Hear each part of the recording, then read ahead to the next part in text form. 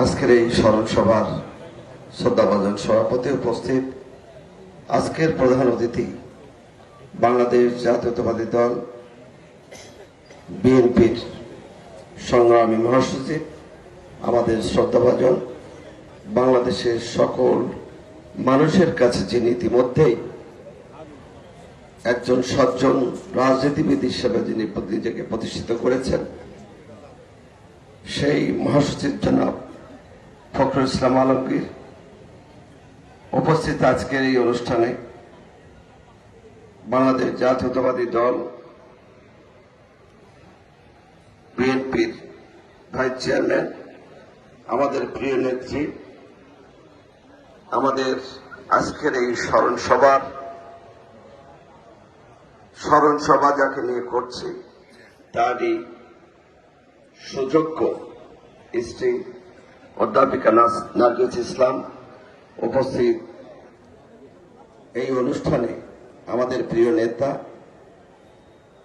দক্ষিণবঙ্গের আর এক উদীয়মান আমাদের সংগঠক জনাব বলেন্দ্র ইসলাম অমিত সহ কেন্দ্রীয় নেতৃবৃন্দ, জেলা নেতৃবৃন্দ এবং আমার সামনে উপবিষ্ট এই যশোর জেলার বিভিন্ন প্রান্ত থেকে আগত ভাই ও বোনেরা, আসসালামু আলাইকুম। সংগ্রামী বন্ধুরা, আমি রাজনীতি শুরু করেছি আজকের অনুষ্ঠান যাকে ঘিরে তার হাত ধরে। উনি উদিচির মামলায় আসামি হওয়ার পর থেকে খুব সংশ্লিষ্টতা ওনার সাথে আমার হয়েছিল, আমার ওঠা বসা। উনি অনেক জায়গায় পালিয়ে থেকেছেন। তখন এই আওয়ামী সরকার, শেখ হাসিনার সরকার তখনও ক্ষমতায় ছিল। সেই সময় অনেক কিছু শেয়ারিং আমি তার কাছে পেয়েছি। আমার জীবনে যদি তিনটা ভাগ করি, আমি পারিবারিকভাবে কিছু শিখেছি, আমি বিদ্যাপীঠ থেকে আমি কিছু শিখেছি। এই রাজনীতির অঙ্গনে চলাফেরা, ওঠা বসা সবকিছু যদি কিছু শিখে থাকি আমি ওনার কাছ থেকে শিখেছি। উনি আমার এই রাজনীতির পথ প্রদর্শক। আজকে তাই সময়ের অভাবে অনেক কথা বলার ছিল, কিন্তু বলতে পারছি না। শুধু এতটুকু বলবো, যে নেতাকে হারিয়েছি ওই নেতা মানুষের কথা বলতেন, মানুষের অধিকারের কথা বলতেন, গণতন্ত্রের কথা বলতেন, মানুষের সুখের কথার চেয়ে দুঃখের কথা বেশি শুনতেন এবং সমাধান করার চেষ্টা করতেন। সেই নেতা আজকে আমাদের মাঝে নেই। আমার সৌভাগ্য হয়েছিল 2008 সালে একটি জাতীয় নির্বাচন করা। আমার দল সম্মানিত করেছিলেন এবং ওনার সাথে সেদিন এই ভোট যুদ্ধে আমিও একজন ছিলাম। আমি ফেল করেছিলাম, উনিও ফেল করেছিলেন।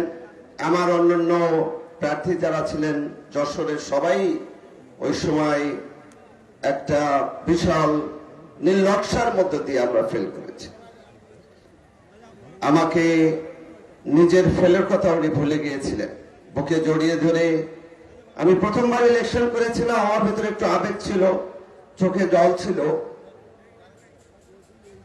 কিন্তু তারপরও উনি হেরেছিলেন। ওনার কষ্টটা ভুলে যে বুকে জড়িয়ে ধরে আমাকে বলেছিলেন, বয়স আছে, অনেক দূর যেতে পারবা, এই নির্বাচন আবার ফিরে আসবে, আবার নির্বাচন করতে পারবা।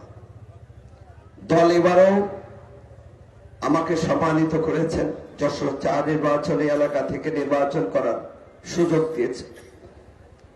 এই মুহূর্তে স্মরণ সভায় দাঁড়িয়ে শুধু এতটুকু বলবো, আমার বাপ মা, আমার নির্বাচনী এলাকার জনগণ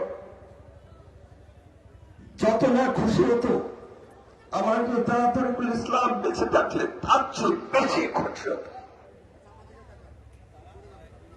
আমি সবশেষে আমার প্রিয় নেতা রুহের মাগফিরাত কামনা করি।